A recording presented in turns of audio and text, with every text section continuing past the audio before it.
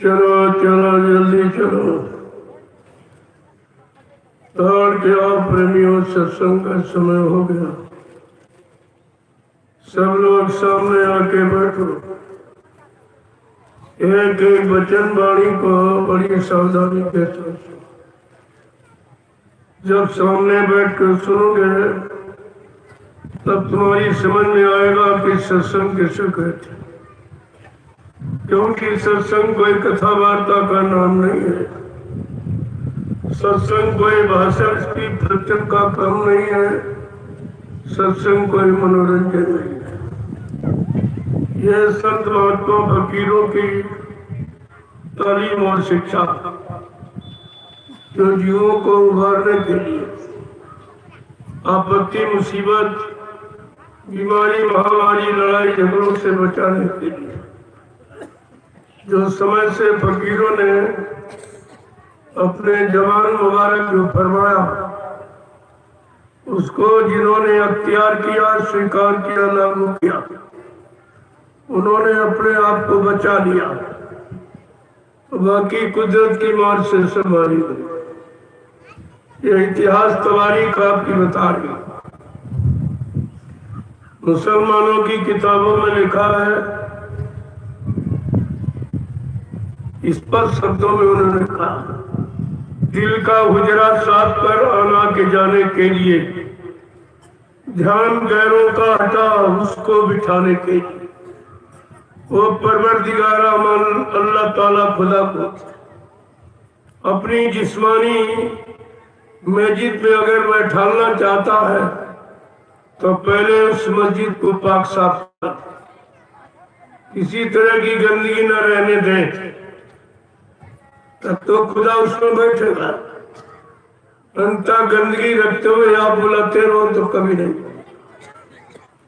कभी तुम्हारी इबादत कबूल नहीं करेगा गंदगी में। और आपको मालूम कि गंदगी में कोई पूजा स्वीकार नहीं होती। ये फकीरों ने, संतों ने सब पहले ही सारा करके बता दिया। जिन लोग, जो लोग माने वो खुदा के करीब पहुंच गए। जो नहीं माने मनमानी करते रहे, आप भी यही पड़े अल्लाह मचा दे। वो अल्लाह मचाते जीवन निकल जाए, लेकिन अल्लाह का दीदार नहीं होगा। अल्लाह का दीदार जो होगा, जिस्मानी मस्जिद खुदा की है, ये कहते ये खुदा की किसी की नहीं। जिस्मानी मस्जिद खुदा की है, ये इसे पाक सब रख। अगर ये इसको पाक साफ निर्मल पवित्र रखेगा तो खुदा का दीदार होगा। नहीं तो युग निकल जाएंगे, इतने जीवन निकल जाएंगे, अल्लाह खुदा उस परवरदिगार आलम का दीदार नहीं होगा। इसलिए फकीरों के कदमों की पोसी करो, उनके करीब आओ और खुदा का खुदाई पैगाम जो लेके आए उसको सुन लो। ये तीसरे भाग में आपको सुनाया गया, 2 भाग आपको सुना दिए गए। तीसरा ये भाग अगर नहीं मानोगे फिर कयामत है। फिर उस कयामत को कोई नहीं रोक सकता। जिसको मोहम्मद साहब ने अपने जवान मुबारक से फरमाया कि 14वीं हिजरी के अंत में खुदा का पैगाम लेकर एक फकीर जमीन पर उतरेगा जिसका लिहाज यानी वेशभूषा सफेद होगी। ये सफेद पोतधारी फकीर खुदा का खुदाई पैगाम संपूर्ण इंसानी जात को सुनाएगा। मोहम्मद साहब ने भी इशारा किया, वो हिंदू कौम का जन्मा फकीर, लेकिन संपूर्ण इंसानी जात को खुदा से मिलने का, परमात्मा से मिलने का संदेश सुनाएगा और युक्ति भी देगा। जिस युक्ति की सच्ची भक्ति करके इंसान मुक्ति को प्राप्त कर सकता है, वो नाम की युक्ति भी बताई। कहा जो भी गुनहगार उस फकीर के कदमों में जाके अपने गुनाहों की माफी नहीं मांगेंगे, तो कयामत आ जाएगी। उस कयामत को कोई रोक नहीं सकता। उर्दू में कयामत, हिंदी में प्रलय कहते हैं, विनाशकारी लीला। आपको तो ये फकीरों के जमान वाले बच्चों को अख्तियार करना चाहिए, अपने जीवन में लागू स्वीकार करना चाहिए, लेकिन कुछ उन्होंने खोल के कहा। जब वो फकीर गहरे दरिया को पार करता हुआ पूरब से पश्चिम की तरफ चलेगा एक हजूम काफिला लेकर, उस समय इंसानों की आत्म सब खराबी की तरफ, अधर्म की तरफ, पाप की तरफ, हिंसा की तरफ, मारकाट की तरफ चल पड़ेंगी। बड़े साफ शब्दों में कहा। और वो फकीर जब अपना खुदा का खुदाई पैगाम सारी इंसानी जात को सुनाएगा, उस समय हिंदुस्तान की सड़कें काली पड़ जाएंगी। प्रेमियों, जब ये तार और डामर नहीं था, कोई नहीं जानता, लेकिन हुजूर महात्मा ये सब जानते। फकीरों की दिव्य आंख खुली होती रूह की तीसरी आंख खुली होती है, जिसके द्वारा भूत भविष्य वर्तमान को सब देखते। तभी देखकर हमें आपको आगे की बात बताती कि आगे ऐसा खराब समय आ रहा, ऐसा दर्दनाक समय आ रहा, ऐसा भीषण आपत्ति बीमारियों से घिरा हुआ समय आ रहा, उसकी जानकारी देते। और फिर कह रहे मोहम्मद साहब, जो उस फकीर के वचनों को नहीं मानेंगे, उन पर नहीं विश्वास करेंगे, तो कयामत का इशारा साफ था। इसी को हिंदू महात्माओं ने प्रेरणा कहा और मुसलमान फकीरों ने कयामत। लेकिन बात देखिए, तो हमें आपको ये सब चीजें जानकारी में रखनी चाहिए, क्योंकि महात्मा फकीर सबके होते, वो किसी एक जाति मजहब धर्म के लिए नहीं आते। इसलिए उनको सर्वदेशी, सर्वहितैषी और समदर्शी और त्रिकालदर्शी और दूरदर्शी कहा जाए। ये उपमाएं उनको वो सबके होते हैं और सबके लिए। लेकिन हम आप यहाँ फिरका बनाए बैठे, चार पेट का मतभेद बनाए बैठे, छोटे बड़े गरीब अमीर का भेदभाव बनाए बैठे। ये इंसान की बनाई व्यवस्था, और इंसान अपनी बनाई व्यवस्था से परेशान है। अगर खुदा परमात्मा की बनाई व्यवस्था को हम लोग लागू करते होते तो आज ये दुख के दिन देखने को नहीं। सब लोग पारस्परिक प्रेम प्यार मोहब्बत में रहते, सब एक दूसरे के काम आते, एक दूसरे की खिदमत सेवा करते, एक दूसरे पर रहम और दया करते।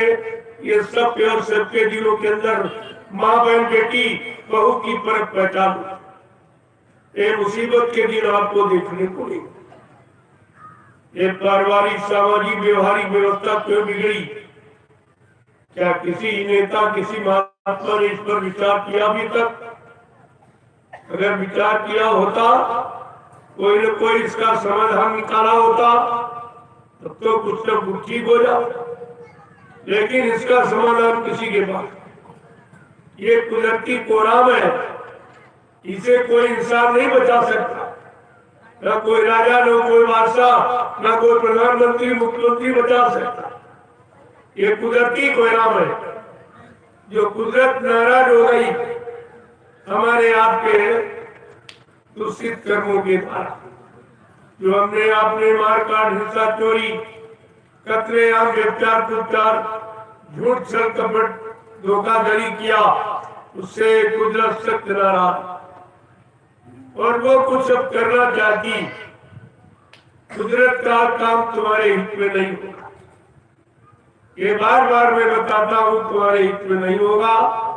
और कुदरत को मनाना ये किसी इंसान की बस की बात नहीं। कोई प्रधानमंत्री, मुख्यमंत्री, राष्ट्रपति, कोई अधिकारी कर्मचारी नहीं बना सकता। कुदरत को बनाना केवल संतों और फकीरों को मालूम, उनको मालूम, उनका सीधा संबंध कुदरत से। इसलिए बाबा जी गुरुदेव जी महाराज जो पूरे विश्व के मसीहा, संपूर्ण विश्व को सुख शांति देने आए, सबको प्रेम प्यार मोहब्बत में रहना सिखाने आए, रखने आए, ये उनका कलाम और आपको सुनना। आज नहीं तो कल आप सुनने के लिए मजबूर हो जाओ। कुदरत कितनी तबाही बचा देगी कि आपको जो आपका जीना मुश्किल हो जाए। तब आप दौड़ के आओगे फकीरों के पास, महात्माओं के पास, उनकी तलाश करोगे। इसी तरह जब वो सुनाने आएंगे तब तुम जाओगे तो 400 मीटर और दूर, वो 400 किलोमीटर दूर रह जाएंगे। पीछे भागोगे तब तक महात्मा, फकीर और आगे निकल। ये चीज जो आपको आपको सुनाई जा रही, बताई जा रही, इशारा किया जा रहा तुम्हारे बचने बचानों के लिए, और आगे ये चीज आपको नहीं मिल सकती। ये पैसे से नहीं खरीदी जा सकती। ये दया और रहम फकीर महात्माओं का ये पैसे से और सामान से मोल नहीं बिकता। ये तो उनकी मेहर दया पर निर्भर है। कब कैसी दया, कब कैसी मेहर कर दे और जी उनका काम बन जाए, किसी तरह जीव बच जाए। क्योंकि ये मानव जीवन, ये जिस्म बार बार आपको नहीं मिले। एक बार परमात्मा खुदा ने औसत चांस मौके के रूप में आपको दिया। 4 खान 84 लाख जब ये सब योनिया जिस गरीब भटक के आपको ये मानव जीवन दिया गया कि जाओ की बात इस मानव जिस्म शरीर से अपनी रूह, अपनी जीवात्मा का काम कर ली। किसी संत महात्मा फकीर की तलाश करके और अपने घर का रास्ता पूछ लेना और रूहे खुदा का दीदार करे और आत्मा परमात्मा का दर्शन, तब इनका ये मानव जीवन सार्थक। इसके पहले कोई नहीं। ये राजा धनी मानी बनकर नहीं, ये भक्त बनकर, मुरीद बनकर, सेवक बनकर ही कुछ आप हासिल कर सकते।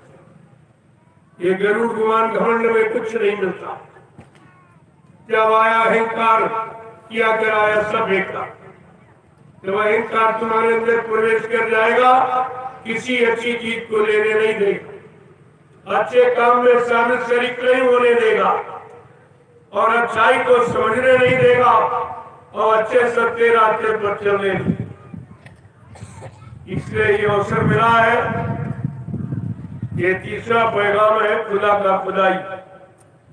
जाओ संपूर्ण इंसानी जात को सुना दो, बता दो, ताकि ये रूहें जीवात्माएं जो मनुष्य शरीर में है, जिसमें इनका एक बार ये मिलना तो हो गया, आप दोबारा ये नहीं मिलते।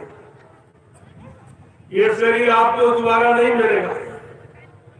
अगर इस शरीर को गुनाहों और पापों में, दूषित कर्मों में, गंदे खान पान में, गंदी आदतों में अगर निकाल दिया तो वो परमात्मा खुदा फिर कभी नहीं, उसने इस काम के लिए नहीं दिया। खुदा ने स्पष्ट कहा, फकीरों के जरिए कलाम भेजा, जाओ इनको बता दो ये 5 सात विश्व खुदा की इबादत के लिए मिला। अगर तूने एक कतरा मांस का डाल दिया तो खुदा से जुदा हो जाएगा, और एक बूंद अगर शराब की डाल दी तो मजहब से काफिर। फकीरों के जरिए खुदा ने एक पैगाम भेजा, संपूर्ण इंसानी जात को बता दो, ताकि कोई ये न कह सके कि हमको खुदा का खुदाई पैगाम मालूम नहीं। ये तीसरे भाग में जो आया है आपको पूरा सुना है। मानो न मानो खुशी आपकी, हम मुसाफिर हैं और अपने घर जाएंगे। हम कोई मनाने आपको नहीं आए, मनवाने नहीं आए हैं, आपको खुदा का पैगाम याद कराने आए। इस समय से इसको याद कर लो। फिर दोषारोपण फकीरों मतलब देना कि पीर पैगंबर औलिया मुर्शिद कामिल फकीरों ने हमारे पर मेहर नहीं किया, हमको खुदा का खुदाई पैगाम नहीं बताया, हमको मतलब हिदायतनामा जो हुक्मनामा हुआ उसको नहीं सुनाया। ये आप कह नहीं सकते। तुम घरों में बैठे रहो, उसका तो खमेला आपको भोगना ही पड़ेगा। ये तो चीज चल के नहीं मिलती। आज जो फकीरों के कदमों में गए और कदम पोसी की और खिदमत सेवा की, उनको बड़ी मुश्किल से ये चीज मिल पाई जो आपको मुफ्त लुटाई जाती, जिसके बदले आपसे कुछ नहीं लिया था। और इतना बड़ा काम धरती पर किसी ने नहीं किया। आपने देखा कि पूरे गांव में घो करना सिखाया, तो ये मार काट हिस्सा ये कहां से आप सीख गए। इसीलिए उस मालिक ने अपना एक नाम रहमान रखा कि तुम मेरे बनाए जीवों पर अगर रहम करोगे तो मैं तुम पर रहम करूंगा, और तुमने उसके बनाए जीवों पर कोई रहम नहीं। जब चाह जिसको मार दिया, काट दिया, फेंक दिया, खा लिया। क्या इसीलिए परमात्मा खुदा ने ये अपना एक परिवार बसाया था जीव जंतुओं का? जैसे आपका एक परिवार है, पत्नी, बाल बच्चे, भाई बंधु बिरादर। अगर तुम्हारे परिवार को किसी कोई सतावे, कोई अपमानित करे, कोई मारे काटे तो आपको कैसा लगे? इसी तरह ये खुदा का परिवार, ये जितने जिस्म शरीर आप दो आंखों से देख रहे हो, ये किसी इंसान और किसी विज्ञान ने नहीं बनाया। ये सब खुदा परमात्मा का बनाया जलसा, उसी का जलसा, उसी का तमाशा, उसी की सृष्टि है। अब किसी की बनाई व्यवस्था को हम बिगाड़ेंगे या खराब करेंगे, हमारे काटेंगे, तो हमारी खुश होगा कि ना? इतनी बात तुम्हारी समझ में नहीं आई कि हमारे इन सारे कारनामों से खुदा खुश होगा कि नाराज होगा? कुछ नहीं, केवल एक अल्लाह का हल्ला बचाते हो। कुछ करना बनना कुछ नहीं, अल्लाह बचा। अरे अल्लाह बचाने से अल्लाह नहीं मानते, नहीं खुश हो जाएगा। अल्लाह और खुदा परमात्मा के बनाए नियम कानून सिद्धांतों पर, नीतियों पर जब चलोगे तब वो खुश होगा, वो सब कुछ आपको देगा। लेकिन जिस तरह आप करनी कर रहे हो उस तरह कुछ मिलने वाला नहीं है, और जो है वो भी आपका चला जाएगा। अगर ना माने तो ये भी आपका चला जाएगा। फकीरों ने इसीलिए समझा के कहा, ऐसे नहीं, समझा के।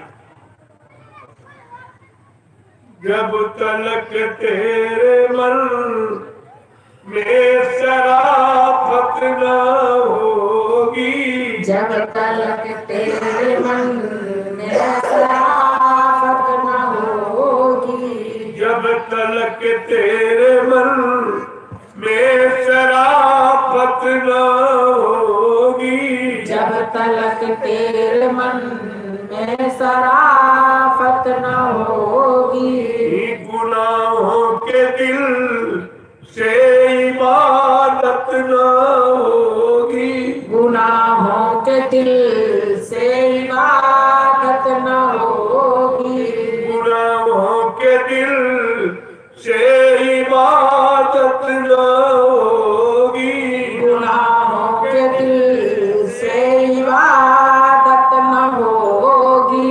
रहम करना रहमान का हुक्म है, रहम करना रहमान का हुक्म है, रहम करना रहमान का हुक्म है, रहम करना रहमान का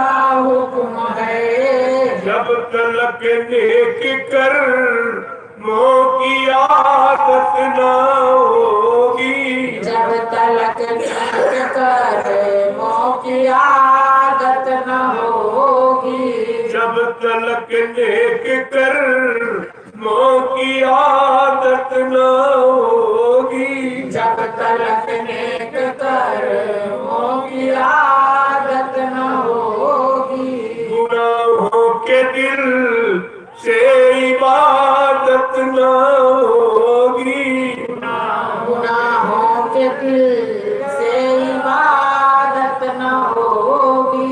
देखो फकीरों ने इतना स्पष्ट समझा दिया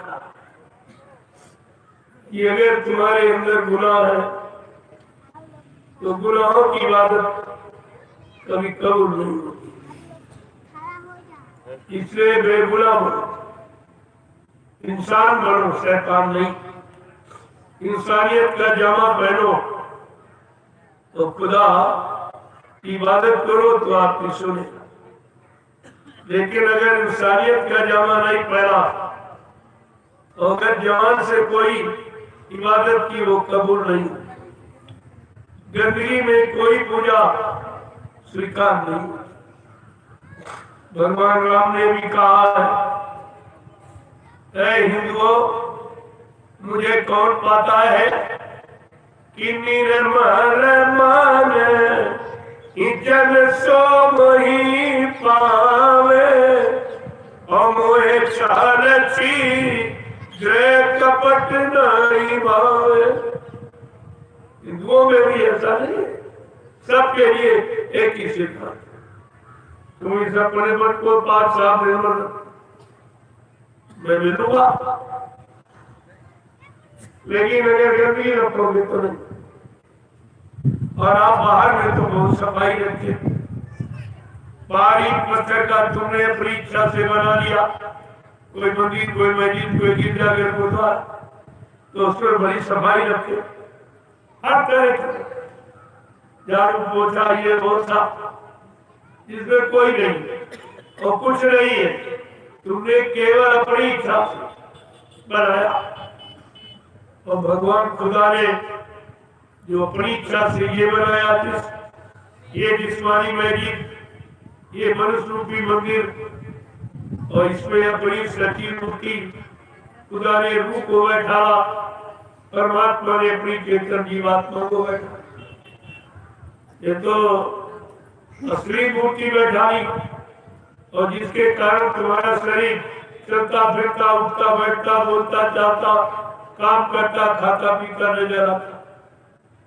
अगर खुदा अपनी रूह को निकाल ले किसी भी जिस्म शरीर से, वो शरीर तुरंत मुर्दा हो जाए, तुरंत 1 मिनट नहीं लगेगा मुर्दा। आज तक आपने ये नहीं समझा इस शरीर को कौन चला रहा, इसीलिए तो आप खान में फंस गए, ये खा ले, ये खा ले, वो खा ले, वो खा ले, वो खा ले।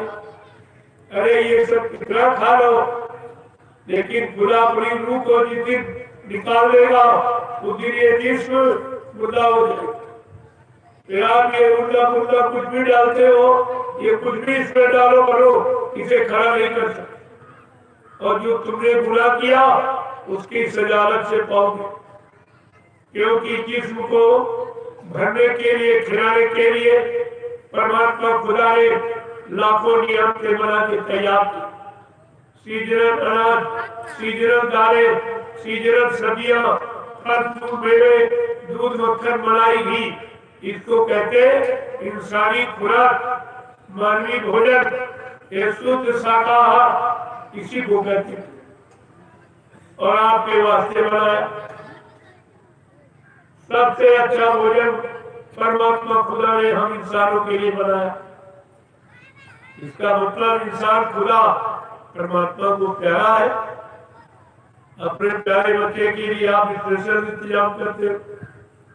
ऐसे खुदा परमात्मा ने अपने इस इंसानी बच्चे को, जिस पर बेहद मोहब्बत प्यार करते हैं, उन्होंने इसके लिए सबसे अच्छा भोजन बनाया, ताकि ये बुद्धिमान बना रहे, धर्मान बर्मान बना रहे, ये स्मरण कीर्तिमान बना रहे, इसके लिए आपका ये भोजन बनाया, लेकिन आपने खुदा परमात्मा की बनाए भोजन का तिरस्कार कर दिया और जो तुम्हारा नहीं वो खाने लगे। ये हर मसीह जो बनाई गई उसका ईंधन खुराक अलग बना, लेकिन परमात्मा खुदा ने जब इंसानी मशीन बनाई तो इसकी खुराक अलग बना। जैसे पेट्रोल और डीजल तो मशीन, अगर पेट्रोल वाली मशीन में डीजल डाल दो तो खराब हो जाए। तुम ये समझो कि नहीं ये भी ऑयल है, ये भी तेल है, लेकिन वो उसका तेल नहीं, ये उसका ईंधन नहीं है, उसकी खुराक नहीं। लेकिन जबरदस्ती करके डालोगे तो वो पेट्रोल वाली मशीन खराब हो जाएगी, डीजल डाल। इसी तरह ये इंसानी मशीन खुदा परमात्मा सीजनल डाले, सीजनल पद्धतियां, फल फूल में दूध होकर मलाई, अगर ये डालते रहोगे तो सुचारू रूप से चलेगी और पूरे समय जो समय आपको मिला है इस मानव जिस्म शरीर में रहने का पूरा समय आप 100 वर्ष का निकालोगे। अगर इधर उधर वो गंदगी डाल दी तो मशीन खराब हो जाएगी, तो 50 में ही खेल खत्म हो। तो आप देख लो इस समय कैसे थोड़ी थोड़ी और में डाल लेता। डॉक्टर कह रहा 10 रुपया तुमने ये मुर्गा मीट खा लिया, ये किया वो किया, इससे मशीन खराब हो गई, काम करना बंद कर दिया है, इसका आयन तो कुछ था, इसकी खुराक तो उसकी तुमने कुछ डाल दी। आज में सब होता है, पहले कोई नहीं सारा, क्योंकि पहले अपना धंधा व्यापार चलाने के लिए कोई आपको मना नहीं करता। बाद में जब बीमारी लाइलाज हो जाती, बिल्कुल मरणासन अवस्था में, तब कहते रहे ये सब बंद करो, ये तुमने खा पी लिया, इससे मशीन खराब। लेकिन आत्मा पहले ही आपको बताए, उनको कोई धंधा व्यापार आपसे करना नहीं, उनको कोई आपसे लाभ लेना नहीं, वो तो लाभ देने आए, पर मानव के कारण साधु धर्म परमात्मा समाज हित, देश हित, धर्म हित, साधु संत महात्मा फकीर आते हैं और सबको लाभ देते। उनके अंदर किसी एक जात पाति का उनका भेदभाव नहीं, सबको समान रूप से। और मैंने आपको वो प्रमाण दिखा दिया कि मैंने समान रूप से सबको प्रसाद, कोई व्यवस्था नहीं, कोई भेदभाव नहीं, कोई अंतर नहीं, कोई छोटे बड़े का, गरीब अमीर का, हिंदू मुसलमान का, स्त्री पुरुष का कोई भेद नहीं रखा और सबको समान रूप से ये महाप्रसाद दिया गया आगे आने वाली मुसीबतों से बचने के।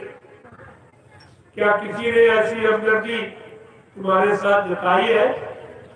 जिसको तुमने आज तक अपना बनाया, अपना माना, वो तुम्हारे लिए आया और आगे आने वाली मुसीबत के लिए कोई रास्ता निकाला गया या तुमको कोई लाभ देने के लिए आया, इस पर आपको विचार करना। मैं अपने समस्त गुरु परिवार को ये महाप्रसाद देने आया। अगर कोई परिवार से नाराज हो जाए, कहीं चला जाए, तो क्या वो परिवार का नहीं रहता? क्या उसके उसको परिवार का सदस्य नहीं बने? ऐसा जो करता वो तो भोगता बनेगा, लेकिन हम अपना विचार करता क्यों करें? हमको तो समानता का व्यवहार करना, पूरे परिवार के सदस्यों के साथ समानता का, प्रेम प्यार मोहब्बत का व्यवहार और सबको सही सच्चे रास्ते पर चलने की सीख और शिक्षा। यहाँ कोई मतभेद नहीं होता। आप 2-3 दिन से लगातार देख रहे हो, कोई मतभेद आपको मिला, कोई किसी की निंदा आलोचना बुराई, ये काम मेरा नहीं है। निंदा आलोचना बुराई करने वाला कभी सही शिक्षा, सही संदेश निर्देश नहीं दे सकता। तो बुराई तो बुराई ही है, किसी के मुख से बुराई होती हो, वो मुख फिर अच्छा नहीं माना। इसलिए जब 3 बातें आपको गुरु ने सिखाई कि 3 बातें बच्चा सदैव याद रखना, न किसी की निंदा करना, न सुनना, कब खाना इससे स्वास्थ्य अच्छा रहे, जितना मशीन बचा सके उतना खाओ, और कब खाना बर्दाश्त। ये समय बहुत खराब, लड़ाई झगड़े में पड़ जाओगे तो अच्छा समय तुम्हारा भी खराब में हो जाए। इसलिए कोई कुछ कहता हो सुन। वैसे सुनना सबके बस की बात नहीं है। इसकी एक पहचान बताई गई कि घाम ओस धरती सहे और सहे बन रहा है, और कटु वचन साधु सहे और सहे न जाए। ये केवल साधु संत महात्मा फकीर किसी के कितने कर्मे वचन हो, निंदा आलोचना बुराई के हो, गाली गलौज बातें श्री शब्दों का, वो सब बर्दाश्त कर। उनके अंदर इतनी बर्दाश्त क्षमता, वो सबको समाहित कर। लेकिन आम इंसान इसको नहीं बर्दाश्त करता है। बस इसी बात का प्रेमी झगड़ा, बर्दाश्त न करना ही तो झगड़ा। अगर आप बर्दाश्त करना सीख जाओ कोई झगड़ा नहीं, और वही धीरे धीरे जो झगड़ा करते वही तुम्हारे करीब आ जाए। कहेंगे भाई मैंने गलती की, आपने तो कुछ बुरा नहीं माना, आप अच्छी सच्ची बात बताते रहे, अच्छे सच्चे रास्ते की तरफ चलते रहे और प्रार्थना करते रहे, लेकिन हमने आपकी अच्छी सच्ची बात नहीं मानी। अंत में उसको पश्चाताप। प्रेमियों, सच्चा तो सच्चा ही, सच्चा रास्ता तो सच्चा है, उसे झूठ कौन कह देगा। हाँ, जब तक तुम्हारी समझ में नहीं आ रहा है, स्वार्थ और लालच को आगे खड़े किए हो, तभी परमार्थ और सच्चा आपको समझ में नहीं आता। जिस दिन स्वार्थ और लालच पीछे हो जाएगा, परमार्थ आगे खड़ा कर लोगे, ये सब समझ में आएगा कि वस्तुतः हमें करना है। आपने सबका इतिहास पढ़ा है। क्या राम भक्तों को कभी लगते जगते देखा? कृष्ण भगवान के भक्तों को, शंकर भगवान के भक्तों, हनुमान जी के भक्तों को, देवी देवताओं के भक्तों को कभी लगते जगते देखा? लेकिन आज ये गुरु के भक्त क्या है, जरा इनकी करनी देखो। गुरु भक्त ये सब लग, तो लड़ाई झगड़ा कहाँ होता? जग जमीन जोड़ू। श्रमिकों को ऐसी बात, गुरु दरबार में गए थे, गुरु के लिए गए थे कि चेलों के लिए गए थे? अरे भाई, तुम गुरु की सुनने गए थे कि चेलों की सुनने गए थे? गुरु की मानने गए थे कि चेलों की मानने गए थे? गुरु भक्ति करने गए थे कि चेला भक्ति करने गए? और कर क्या है? ये कर क्या रहे हो? जरा अपनी करनी पर विचार करो, क्या कर रहे हो? गुरु को कितने पीछे ढकेल दिया। क्या आगे आने वाले समय में आप लोग अपने आप को बाबा जगरूप जी महाराज का शिष्य कहला सकोगे? तुमने तो ये भी अधिकार खो दिया, ये भी तुम नहीं कह पाओगे कि बाबा जी के शिष्य। उस समय आपको कितना पछतावा होगा जब गुरु का काम तुम्हारे सामने होता नजर आए, परिवर्तन तुम्हारे सामने होता नजर आएगा। कलयुग आना और सतयुग आना जब तुम्हारे सामने होता नजर आएगा, उस समय तुम अपने आप को क्या कहोगे? कितना शर्मिंदा होगे, तुम्हारा मस्तक नीचे जो क्या। इसलिए बहुत सोच समझ कर, यहाँ तुम समझ सोच के चलना। ये तो राह बड़ी अति टेढ़ी और गुरु बिन कैसे पार उतरना, यहाँ तुम सोच समझ के चलना। आपको तो ये सिखाया गया, ये सत्संग सुनाया गया, लेकिन तुम्हारे पास तो कोई वचन नहीं। सत्संग का कोई वचन, यानी काल की मार से बचने का कोई वचन है ही नहीं कि तुम्हें बचाएगा। पर आपको विचार करना चाहिए। मैं तो अभी इशारा कर रहा हूं, जानता तो सब हूं, लेकिन अभी बताऊं उतना बताऊंगा जितना मुझे आगे, मैं उतने ही इशारा करूंगा। धीरे धीरे आप जाग जाओगे, चेत जाओगे, होश में आ जाओगे, सही सच्चे रास्ते पर खड़े हो जाओगे, सुमरन ध्यान भजन में लग जाओगे, तो तुम्हारी समझ में खुद ही आ जाए कि सत्य क्या है और झूठ क्या, असल क्या और नकल क्या, ये सब आपकी समझ में आ जाए। एक एक वचन को महापुरुषों ने बहुत संभाल, बाबा जी ने जितनी मेहनत की और जितना आपको सुनाया समझाया, इस सृष्टि में किसी ने ऐसा काम नहीं। 60 वर्ष 10 जुलाई 1952 से और 2012, ये 60 साल आपको मथुरा में और जगह जगह कार्यक्रम करके नेपाल में, हिंदुस्तान में और बाहरी देशों में जा जाके जो संदेश दिया वो अलग। इतना समय मथुरा में और आपने उनकी एक भी बात नहीं, एक भी वचन आपने उनका सवाल के नहीं रखा और उन्हीं में शंका संदेह बोल भ्रम करने लगे। ये कितना बड़ा दुर्भाग्य। एक तो कोई आया नहीं बताने समझाने वाला, जीवात्मा के कल्याण का वादा करने वाला, ऐसा सृष्टि में कोई आया नहीं, और जो आए हमने आपने उनको पहचाना नहीं। ये सब धोखा। उसी धोखों को एक बार फिर से इनको याद करा, ये दया है। नहीं तो भगवान राम ने एक बार समझाया, रावण नहीं मारा तो मार काट के खलिया। भगवान कृष्ण ने एक बार समझाया यदुवंशी, और वो कंस नहीं माना तो मार काट के तुम। लेकिन ये दयाल शक्ति है, ये दयाल महापुरुष है, ये समझाने बचाने और सुरक्षित रखने के लिए आए। ये रहम और दया और रक्षा करने आए, ये मार काट करने नहीं। अगर मार काट करने वाली शक्ति होती तो अब तक मार काट के नादान करती। लेकिन जैसे चोर डकैत कतरी को गोली मार देना तो सरल है, लेकिन मोड़ के साधु बना देना ये यही काम किया जाए। इसीलिए देर है, उनकी तरफ से देर नहीं, हमारी आपकी तरफ से कि हम आप अभी उस काबिल बन रही। परिवर्तन किया जाए तो किसके दम पे, किसके सिर पे ये परिवर्तन का सेहरा बांधा जाए।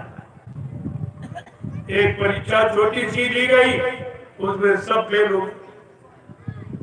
वैसे परीक्षा शिष्यों की होती, लेकिन ऐसा नहीं किया, क्योंकि कोई शिष्य परीक्षा के काबिल नहीं। तो गुरु ने अपनी परीक्षा दी, परीक्षा गुरु ने दी और फेल हो गए चेले। तब शिष्य फेल, तब भाग गए मैदान छोड़, कोई नहीं।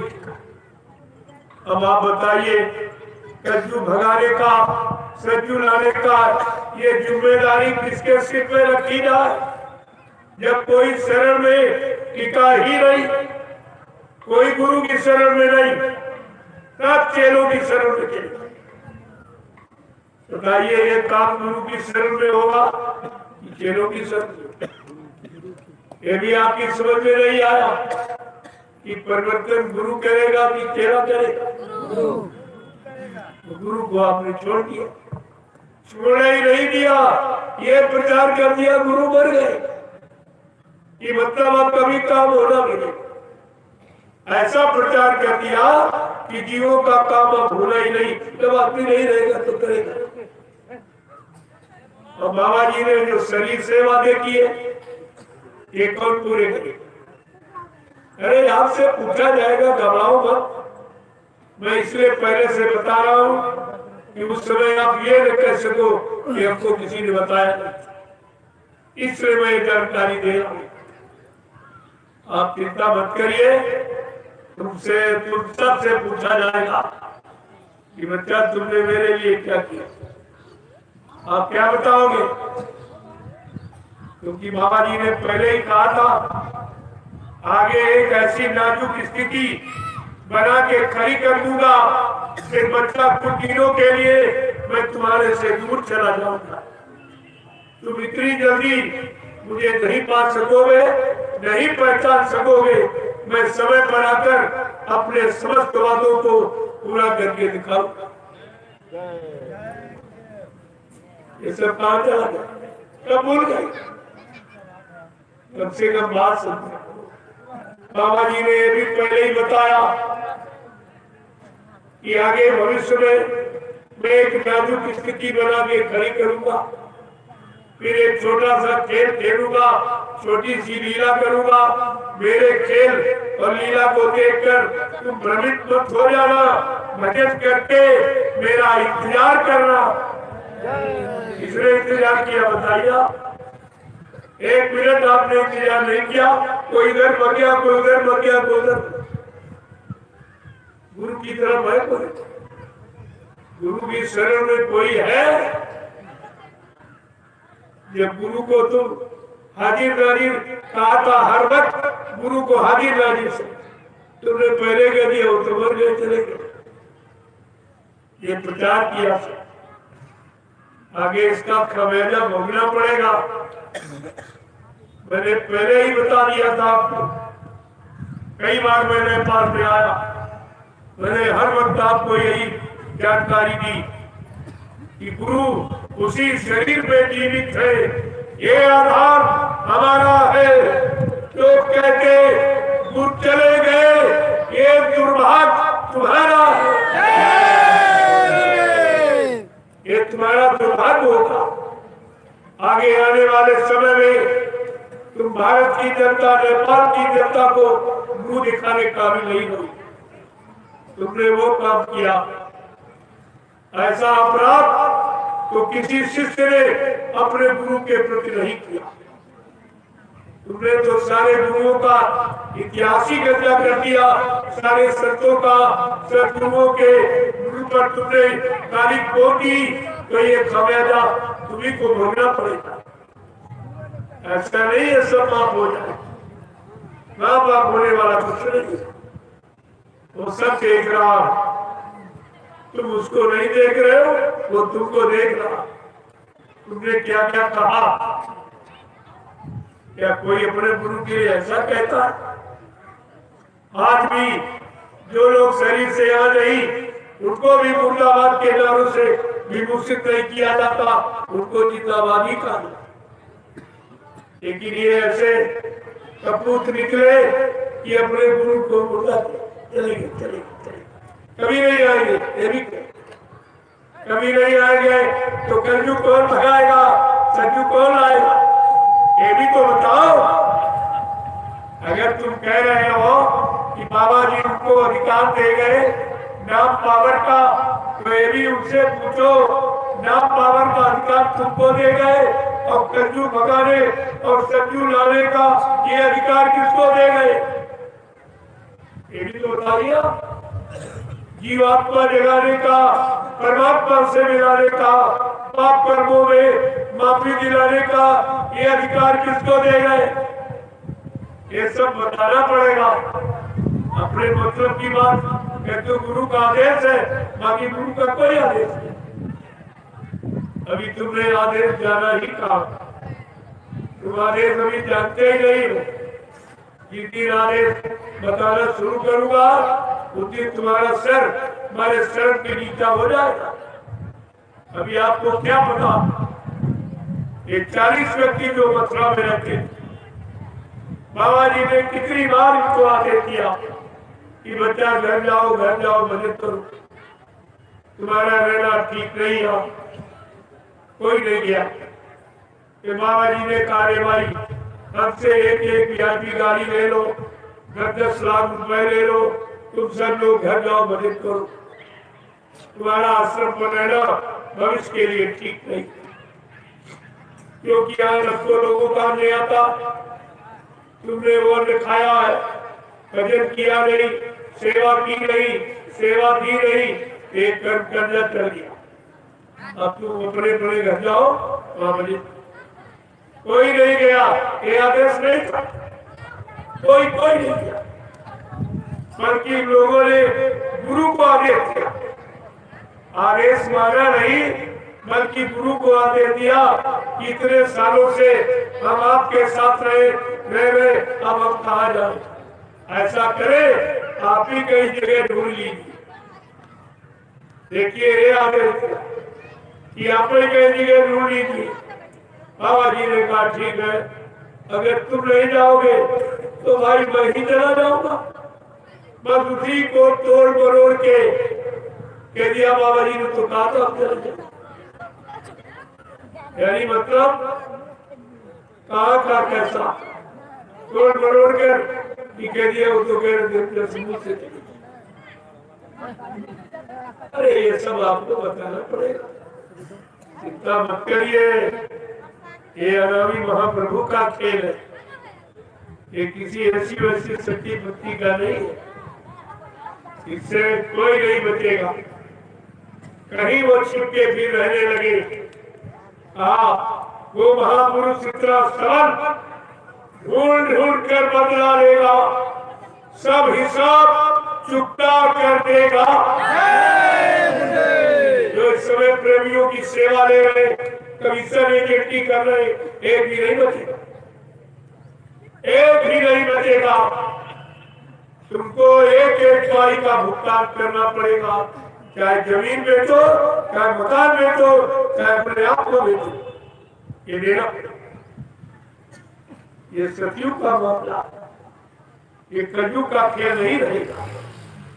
जो मनमानी दिखा रहे हो, इसको बैठा रहे हो, उसको भरमा रहे हो, उसको गुरु से अलग, उसको शरण से अलग, ये सब क्या?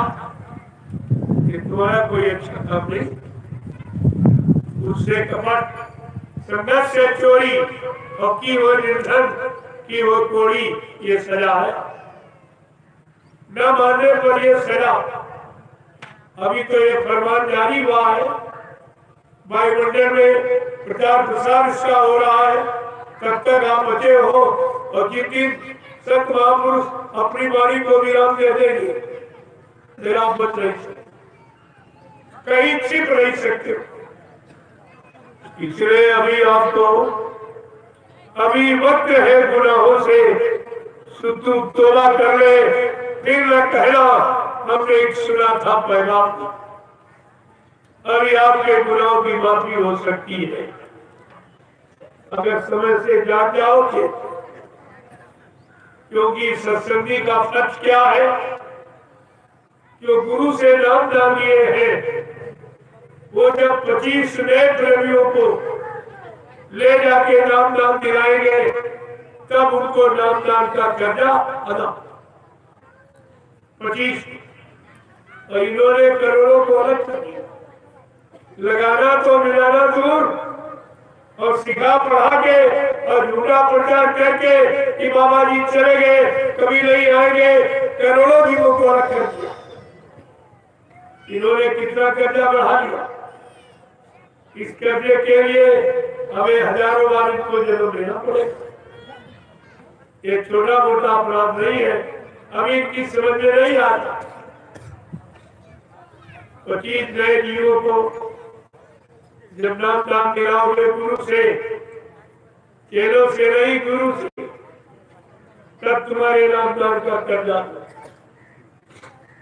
इन्होंने दिलाना तो दूर रहा, करोड़ों लोगों को हटा दिया गुरु की शरण से झूठा प्रचार। इसका क्या होगा?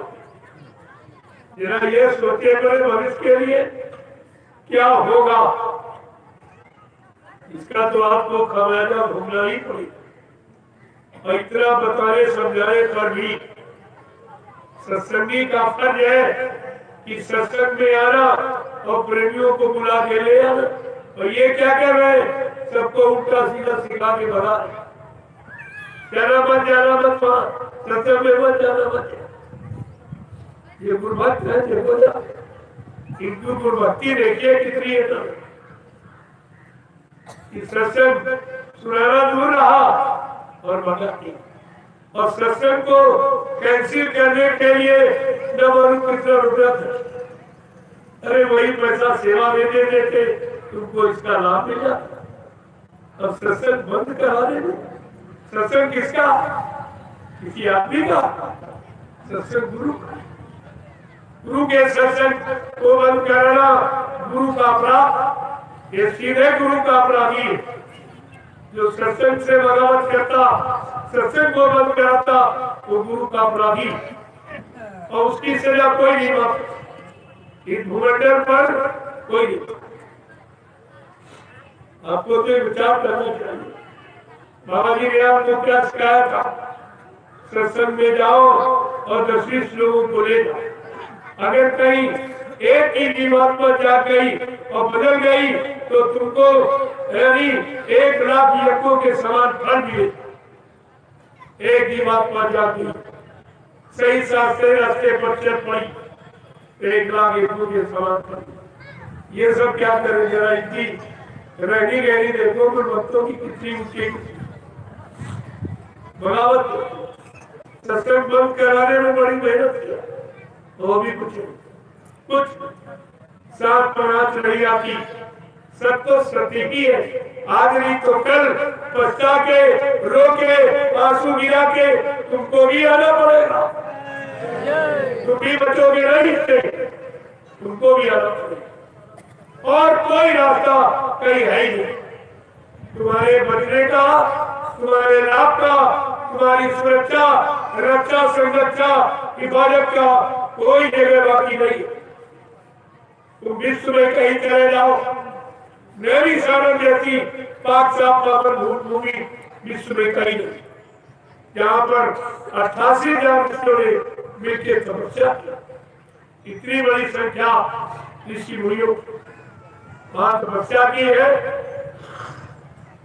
उस जमीन को पावन पवित्र बनाया, इस पर बाबा जी ने 1997 में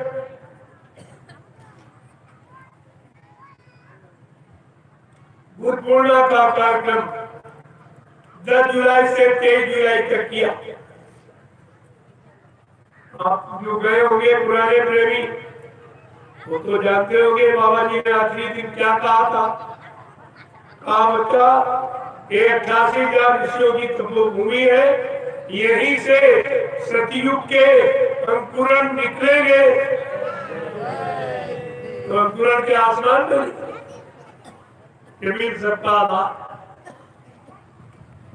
ये इशारा, उसी इशारे पर नवी सारण में आप सबके लिए 250 बीघे जमीन तैयार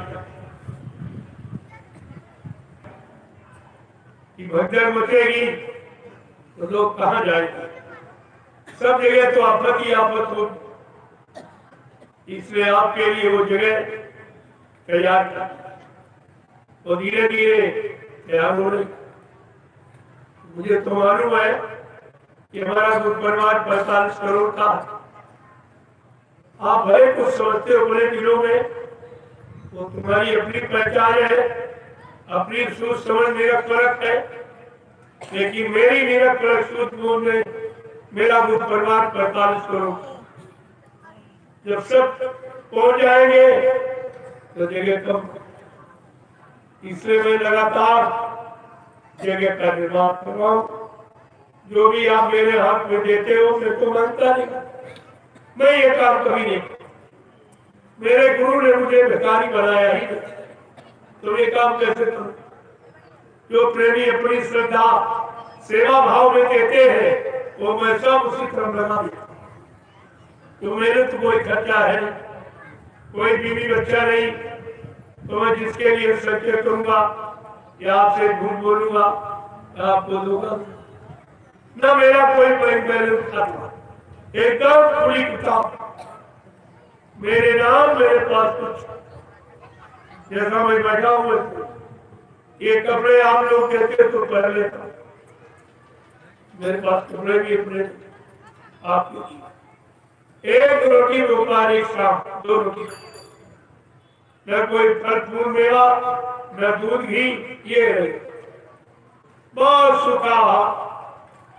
जब 2 रोटी का खर्चा हर गरीब के घर में मिल जाएगी। और झोपड़ी में रहना ये मेरी पहचान, झोपड़ी मेरी पहचान, मैं झोपड़ी में रहता हूँ ये सब और इतना ये खर्च, तो हम आपका रुपया पैसे लेके मैं क्या करूँ? लेकिन आप मानते नहीं हो कि नहीं नहीं हमारा ले लो, अच्छे काम में लगा देना, हमारे पास समय नहीं, घर गृहस्थी परिवार छोड़ के आपके साथ चलो, या बाल बच्चे छोड़ के आपके साथ, या खेती दुकान दफ्तर बिजली व्यापार मजदूरी बंद करके आपके साथ। हमने कहा अगर ऐसी तुम्हारी कोई श्रद्धा, कोई आस्था कोई है तो मैं आपका लगा दूंगा। तो उतने से ही ये काम जो 1, 2, 10, 20, 50 रुपए दिए उतने में इतना बड़ा काम जो सच्ची में कोई नहीं कर पाया। क्या आपने सेवा दी है 3-3, 4-4, 5-5, 6-6 अंकों की, और कुछ जो था वो भी चला गया और यहाँ तो कुछ नहीं माना गया। जब मैं निकला 28 मई 2012 तो मेरे पास एक भी आदमी नहीं, मैं अकेले चला। लोग डरते थे मेरे साथ चलने में, कहते रहे आप अकेले हो, वो 2 है, ये है, वो है, और उनके पास आश्रम है, सारी संगत है, सारा पैसा है, आश्रम की जमीन है और उनका उत्तर प्रदेश में प्रशासन है। हमने कहा बिल्कुल आप ठीक है, जो उनके पास है वो मेरे पास नहीं, जो मेरे पास है। हमने कहा मेरे पास मेरा गुरु और उनका गुरु मर गया, उनका गुरु मर गया, मेरा गुरु मेरे गुरुबल से सारा काम होता है। गुरुबल के बिना भगवान राम ने भी जो जनकपुरी में विजय प्राप्त की वो गुरु विश्वामित्र के बल। और आज कृष्ण का नाम जो महापुरुषों में लिया जाता है वो संदीपन गुरु की एक कारण जो उन्होंने उनको रात की लोगों की पढ़ाई, इतना बड़ा संयम दिखा दिया कि 16,108 गोपिकाओं के साथ रहे और पूर्ण योगेश्वर कहलाए, ये गुरु की दया। लेकिन वो गुरु की दया से बच्चे सकता, उनका गुरु खत्म हो गया तो वो किससे दया मांगेंगे, किसके बल पे काम करेंगे, किसको प्रसन्न करेंगे, ये सब भूल गए। इनका तो काम खत्म हो गया। अब ये ना तो अपना काम कर पाएंगे ना तुम्हारा करवा सकते, क्योंकि काम गुरु करेगा, दूसरा कोई कर नहीं सकता। ये आपको ध्यान में रखना चाहिए। ये तो सब भूल गए और तुमको भी उसी भूल भुलैया में लेके डाल दिया। अब तुम किससे फरियाद करोगे जब मुसीबत आएगी तुम्हारी पुकार पर, क्योंकि तुमने गुरु को तो खत्म कर दिया, कह दिया गुरु मर गए चले गए। अब मुसीबत में किसको पुकारो, तुम्हारी मदद कौन करेगा, तुम्हें कौन बचाएगा, तब तुम्हें अपने गुरु की याद आएगी। लेकिन तुमने तो इतना बड़ा अपमान कर दिया गुरु का, क्या इससे बड़ा और कोई अपमान है? मृत्यु अंतिम सजा वो भी आपने गुरु को दे दी, अंतिम सजा होती मृत्यु वो भी आपने दे दी। आपका तो कोई इतिहास रहा नहीं, आपका कोई रिश्ता गुरु शिष्य का रहा नहीं, तो आप किससे प्रार्थना करेंगे, किससे फरियाद करेंगे, कौन तुम्हारी मदद करने आएगा? इस पर आपको एक बार सोचना पड़ेगा। कर तो डाला आपने और कह डाला, लेकिन अब जो सामने आ रहा उस पे आप किसको पुकारेंगे? मैं आपसे ये इसको याद करोगे, ये तो सारा काम खत्म। ये सबसे बड़ा अपमान है कि ये मर्दाना शब्द किसके लिए प्रयोग करते हो? अपने दुश्मन के झगड़े में आप यही करते हो, तेरा बाप मर जाए, तेरा भाई मर जाए, तेरा पति मर जाए, एक मर्दाना शब्द वहां प्रयोग होता। और तुमने सबने गुरु को गाली दी, सबने अपमान किया, और जिन्हें वैसे 5 लोगों ने ये नाटक किया मथुरा में, 5। तुम 45 करोड़ क्या करते? तुम कहां सोते रहे? तुमने अपने गुरु के लिए जवान नहीं खोल पाई, गुरु के वादों को नहीं दोहरा पाए अपने अंदर। अभी तो गुरु ने जो जो कहा उसकी शुरुआत नहीं हुई और ये सब गुरु के जाने की शुरुआत करने लगे। इस पर आपको विचार करना चाहिए। और तुम सुनते रहे गुरु का अपमान। धर्मशास्त्रों में क्या लिखा है? बड़े साफ शब्दों में, गुरु निंदा सुने जो काना, पाप लगे गौघास समाना। जो गुरु की निंदा अपने कानों से सुनते उनको गौ हत्या के बराबर पाप लगता। ये तो पाप तुम सबने कर डाला। इसकी क्षमा याचना कहां करो? किससे करोगे? कौन ये पाप तुम्हारा माफ करेगा? बगैर सोचे समझे बिना विचारे जो करे सो पाछे पछताए। काम बिगाड़े आप लोग जग में हो जाता है। आज सारा जग हंस, गुरु को भी गाली दे रहा, तुमको भी। ये शिष्य भी झूठे, गुरु भी झूठा। तुमने जब से ये प्रचार किया कि बाबा जी चले गए, ये भारत की जनता ने सुना तो सब गाली दे कि गुरु भी झूठा और तेरा भी झूठा। सब झूठा प्रचार करते रहे, झूठा प्रचार करवाते। आपने जो गुरु पर वो कलंक लगाया जो 750 वर्ष किसी गुरुभक्त ने अपने गुरु पर, अपने सब सदगुरु पर ये कलंक नहीं लगाया जो आपने लगा दिया। इसकी काली कहां धोगे आप? ये मुंह कहां दिखाओगे? आगे वो समय आ रहा, ये भारत की जनता, नेपाल की जनता, ये सब तुमसे पूछेगी। उस समय आप जवाब दो।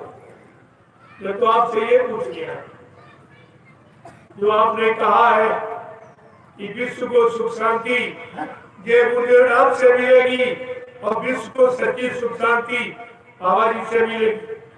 आपने ये प्रचार किया, अब तुम ही कह रहे हो बाबा जी मत के चले गए। ये जनता क्या कहेगी?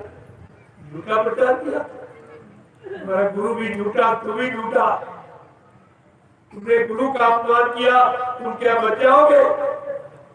अगर गुरु झूठा हो गया तुम सब चेहरे झूठे मानोगे, तुम्हारी कोई बात पर विश्वास नहीं करेगा। तुमने अपना भविष्य बिगाड़ा है, अंधकार में डाला और अभी तुम्हारी समझ में नहीं जा। एक बार ये समझने का आपको मौका मिला है, अभी आप न समझे तो फिर तुम जानो तुम्हारा काम ना। आप ये नहीं कर सकते हो कि हमको किसी ने बताया नहीं। हम ये आपको कहने नहीं देंगे मुसलमानों की तरह कि हाय हुसैन हम न हुए। आप मौजूद हो, आप सबकी मौजूदगी में मैं इन बच्चों को दोहरा रहा हूँ जो समृद्धदाता सदगुरु दयाल ने फरमाए, उन बच्चों की पुनरावृत्ति की जाए। अगर अब भी नहीं जान पाए, समझ पाए, तो फिर तुम्हारे पास बचने का कोई समय नहीं। बाद में आप मत कहना मेरे गांव कोई आया नहीं, किसी ने बताया। ये हमदर्दी न किसी ने की है और न कोई कर सकेगा। फिर भी आप न जागे, न चेते, तो फिर ये तुम जानो तुम्हारा काम। हमारा जो फर्ज है मैंने वादा किया, आप सबके पास तक आकर आपको महाप्रसाद जो किसी ने आज तक दिया नहीं धरती पर, वो भी काम आपके लिए। अगर आपसे हमदर्दी नहीं, आपको अपना नहीं, अपने परिवार का नहीं माना, तो फिर ये क्यों आए? क्या हमी को अकेले चिंता और किसी को नहीं? इतना भारी विश्व है, इतना भारी भारत नेपाल है, तुम्हारे प्रति किसी को चिंता नहीं हुई? कोई नहीं तुम्हारे पास आया इस तरह से तुम्हारे बचने बचाने का सामान लेकर और आया गया और लुटाया गया? वो भी नहीं। कोई बदले की भावना रखी हो कि बदले में हमको कुछ मिले, नहीं, मुफ्त लुट रहा है और इतना कोई लुटा ही नहीं सकता। ये भी आपने देखा। और नित्य लुट रहा, प्रसाद नित्य लुटाया था। यही सच्ची पहचान है कि प्रसाद कोई बना नहीं सकता। जो दो लोग जय गुरुदेव झंडा लिए हैं उनसे कहो, अगर तुम्हारी बात सच्ची कि बाबा जी चले गए तो झंडा गाड़ कर एक प्रेतात्मा को उतार के दिखा दो या एक बीमारी लोगों की कम कर दो, मैं तुम्हारी बात मानूंगा। और नहीं तो पछता के आंसू गिरा के तुमको इस जय गुरुदेव प्रभु नाम झंडे के नीचे एक दिन आना ही पड़ेगा। इससे आप बच नहीं सकते। कोई रास्ता, कोई जगह तुम्हारे बचने की अब कहीं नहीं, कहीं करेगा। पूरा हिंदुस्तान घूम लो, पूरा नेपाल, तुम्हारे बचने बचाने का सावन अब किसी को, वही बचने तुम्हें क्या बचाएंगे? पहले वही बचने तुम्हें क्या बचाएंगे? इसलिए सत्य कभी पराजित नहीं होता है।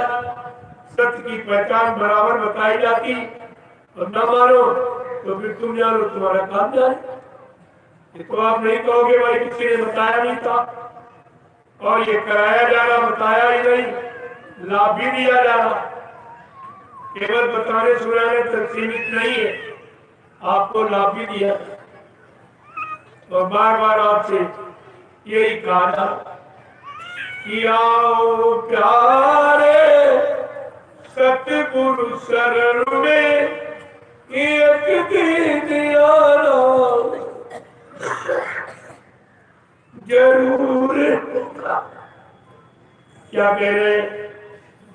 आओ प्यारे सतगुरु शरण में एक दिन आना जरूर होगा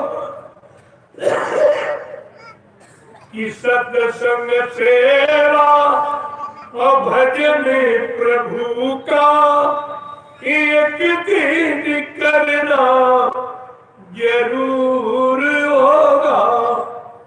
आओ प्यारे सतगुरु शरण में एक दिन आना जरूर होगा।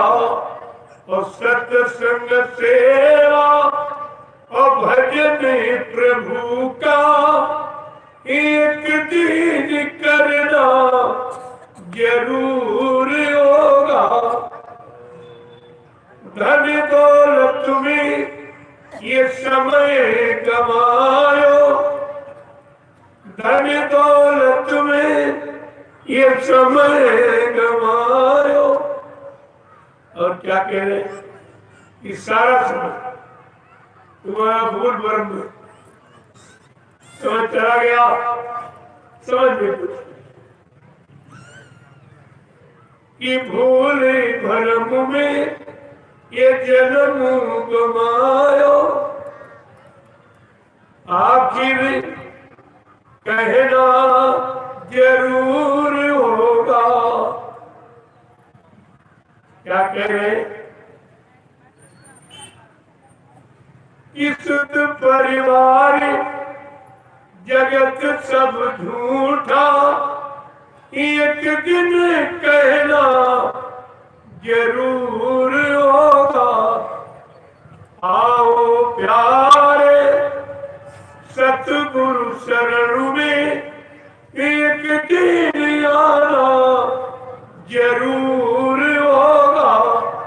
और सत्संग सेवा और भजन प्रभु का एक दिन करना जरूर होगा।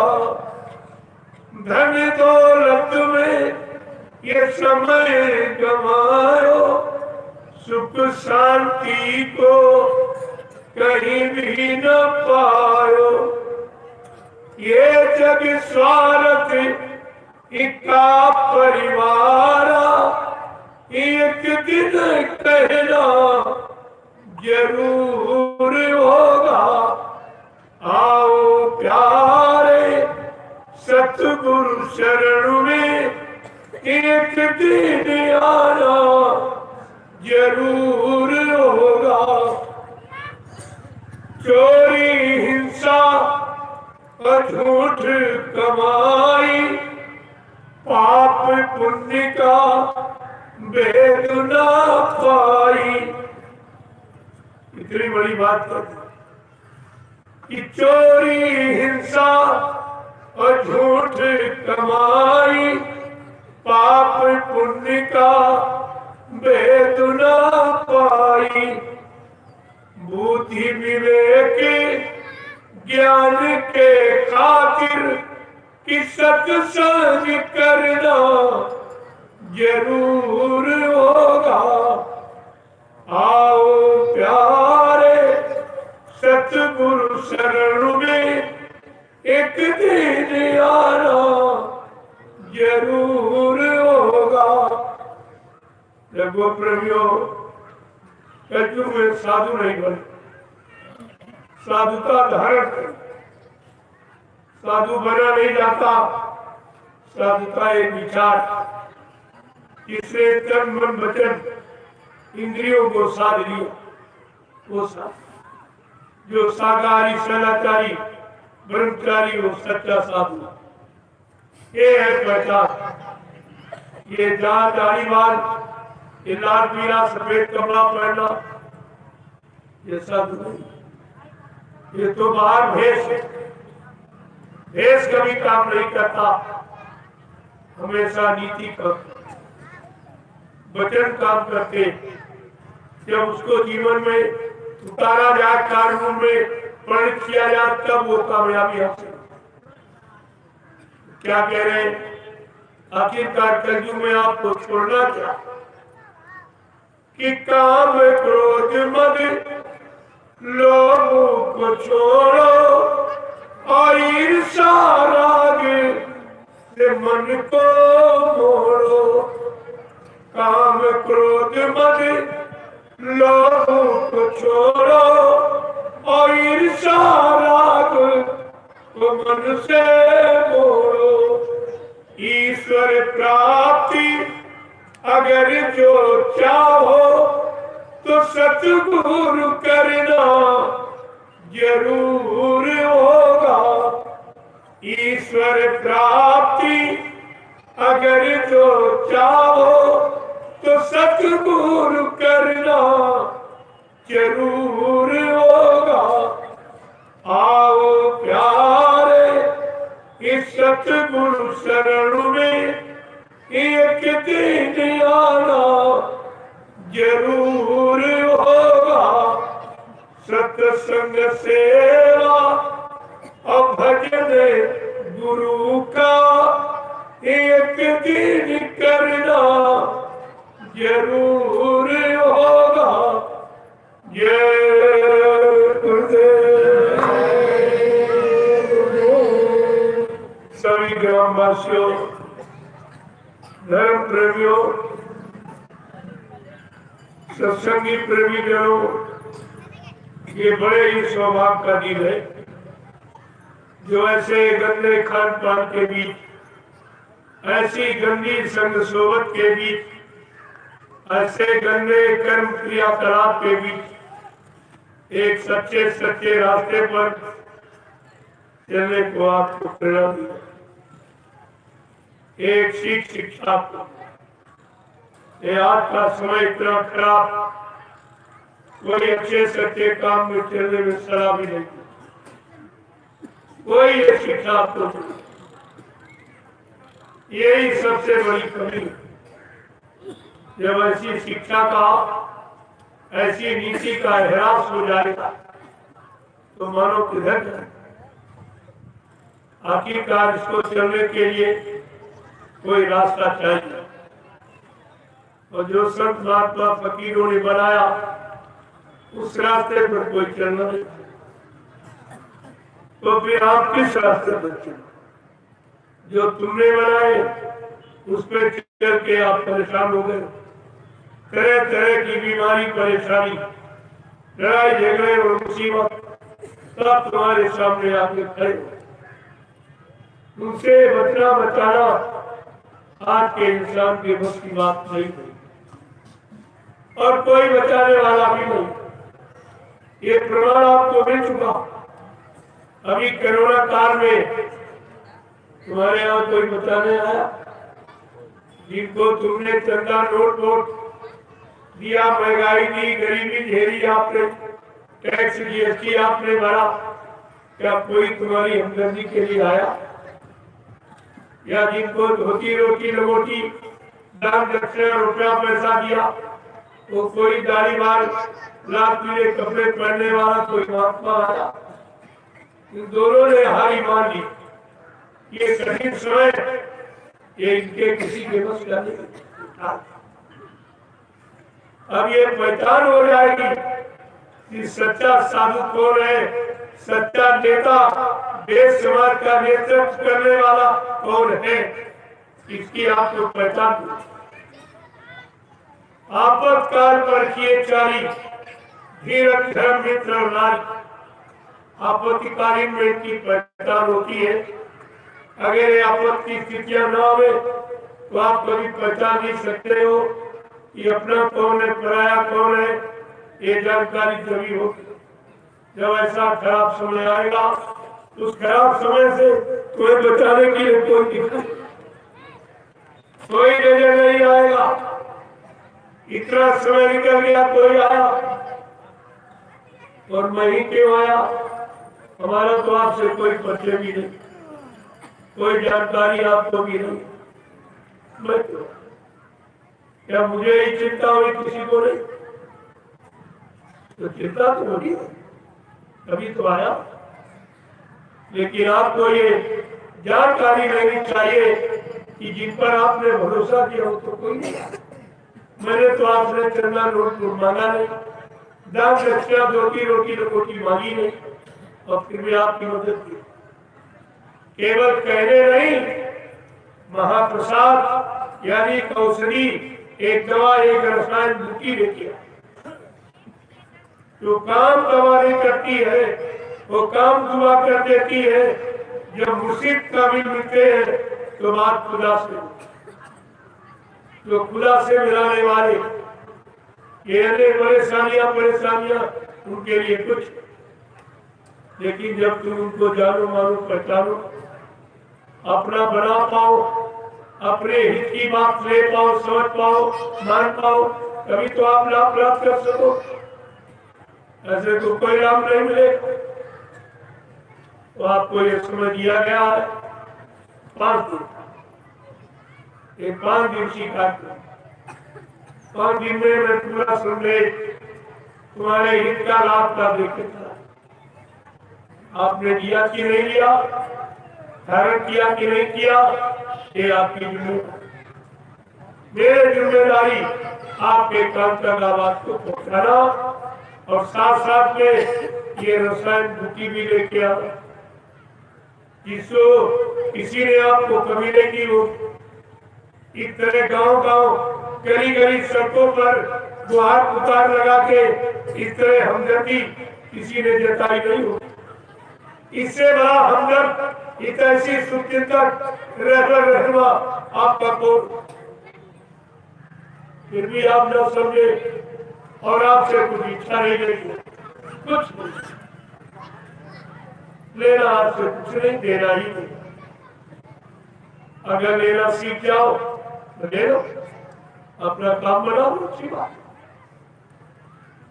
ये सब चीजें जानकारी के माध्यम से आप तक पहुंचाएगा।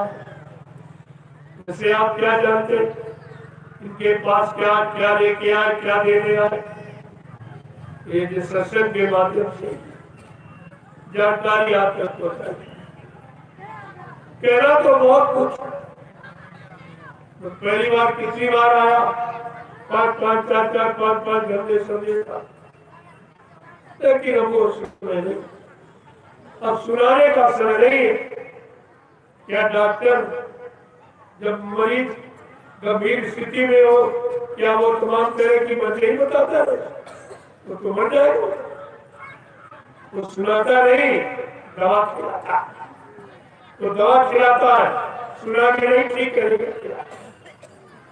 इसलिए जो दवा लेके आया गया तो दवा के बारे में जानकारी देना होगी। दवा तो इतनी मुफीद, इतनी लाभकारी कि ऐसी आप कहीं पाएंगे नहीं, और आपको बदले में कुछ नहीं देना, केवल एक खान पान का समर्पण।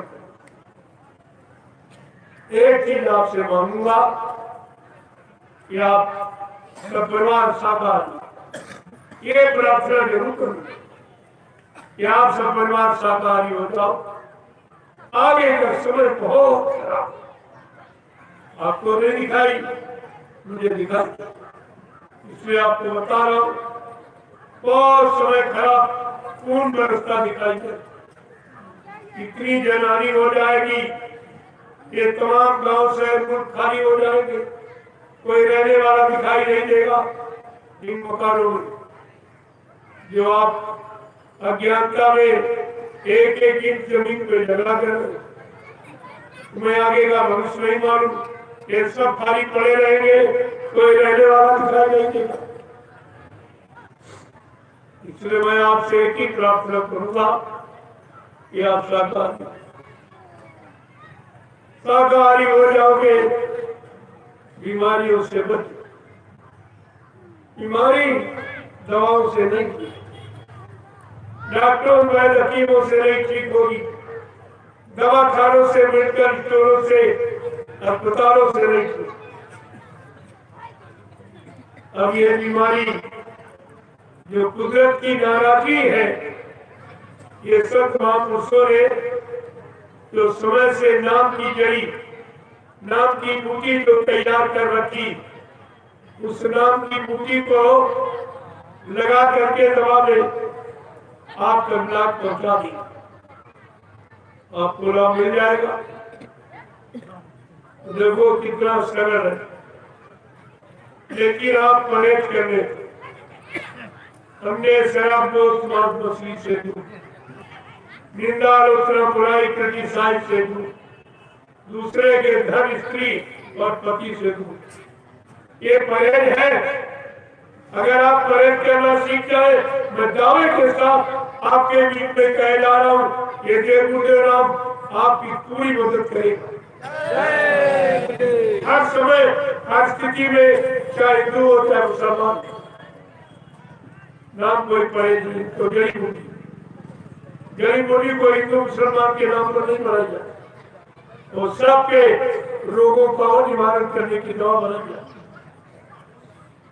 जिनको कोई परहेज हो, जय गुरुदेव राम खुदा का करो, जय गुरुदेव राम खुदा का, अल्लाह ताला का भी कह लीजिए आप। लेकिन दवा कभी हिंदू मुसलमान नहीं होती, दवा कोई आशा भाषा नहीं, दवा बीमारियों का निदान, समाधान। बात तो आपको समझनी चाहिए, ये आप करोगे पूरा। मैंने लाभ पाने के लिए झंडा आपका गड़वा दिया, इधर गांव की आप परिक्रमा करो, जटे की परिक्रमा करो, देखो कितना बड़ा लाभ आपको। कोई पैसा वैसा नहीं, ऐसे पैसे वाला यहाँ व्यापार नहीं होता, ये दरबार है, व्यापार नहीं, ये प्यार का, व्यवहार का दरबार। ये कितने लाख लोगों के भूत प्रेत उतर चुके, कितनों की लाइलाज बीमारियां डॉक्टरों ने जवाब दे दिया कि अब ये बचेगा नहीं। मेरे पास फोन किया अपने डॉक्टर को, तुम भगवान खुदा नहीं हो, अपना कर्म करिए आप दवा, बाकी उसकी अगर जीने की स्पर्शे है तो उसे कोई रोक लो, ठीक हो। तो सबको विश्वास कराया गया है, अगर विश्वास न कराया जाता तो इतने लोग कैसे पीछे लो। आज ये 2 महीने होने जा रहे, बराबर ऐसी ठंडी में, भीषण सर्दी में ये सब दौड़ रहे, चल रहे, लोगों को एक सीख लेनी चाहिए, एक शिक्षा लेनी चाहिए। कोई घर बार ऐसे समय में नहीं छोड़ता कि प्रेमी अपना घर द्वार छोड़कर हम सबको सीख को शिक्षा देने के लिए आए, सबको बचाने के लिए आए, सबको अपना समझ के आए। सब हमारे हैं, हमारे गुरु परिवार के हैं और आप यहाँ राग द्वेष बनाए बैठे। यही तो कमी है, इसी कमी को निकालना। धीरे धीरे जब इसको भूल जाओगे तो तुम्हारे अंदर भी प्यार का दया का भंडार कर जाएगा। आप भी एक इंसान बन जाओगे तो धीरे धीरे काम हो जाएगा। जब संत महापुरुष आए, फकीर जब आए, किसी ने पहचाना भगवान राम आए थे, उनके माँ बाप नहीं पहचान पाए कि मेरे भगवान के जन्म नहीं जाए। अयोध्या में कोई नहीं जाता, केवल पहचान किसको हुई? गुरु विश्वामित्र, गुरु को पहचान। कभी तो आए और मांग के ले गए और नहीं तो आया करके काम होगा। और गुरु ने अपनी शक्ति पर कितना बड़ा काम करा दिया, जनकपुरी में तो कोई नहीं। राजा जनक ने अपनी बेटी का स्वयंवर सबको बुलाया, बड़े बड़े धर्मान परमान बेटी स्वयंवर का आधार हड्डियों धनुष जो ऋषि गरीब की हड्डियों से बने, बहुत समस्या में तपी हड्डी इतनी मजबूत, उसके द्वारा हड्डियों का निर्माण कराया गया। आज जो इस धनुष को तोड़ देगा उसके साथ सीता करना, बस केवल बात इतनी। लेकिन उसके पीछे इतना बड़ा राज छिपा था कि जब राजा जनक ने अपना फरमान जारी किया, मैंने आप लोगों को अमर की निमंत्रित क्यों किया हूं, मैं अपने बेटी का विवाह करना चाहता हूं, जो इस धनुष को तोड़ देगा उसके साथ विवाह। लेकिन हर बेटी अलग अलग अपनी शक्ति का परीक्षण देगा।